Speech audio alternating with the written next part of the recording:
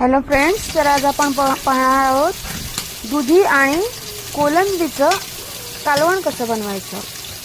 Tasty आणि मस्त छान झालेलं आहे माझं कालवण। हे बघा, छानच झालं आहे, कलर पण एकदम मस्त आहे, चवदार आणि छान असं रसरशीत।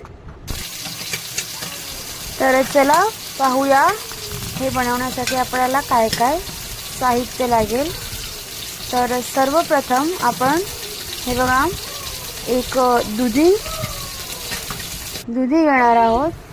हे बघा मी साफ करून घेतलं आहे, दुधी वरचं साल काढलेलं आहे। नंतर त्याच्यानंतर आहे बटाटा, एक वाटी भरून मी कोलंबी साफ करून घेतली आहे, कांदे, एक मिरची घेतली आहे, बघा अशी मिरची घेतली आहे मी मोठी एक। तर अशा प्रकारे साहित्य आहेत। तर आपण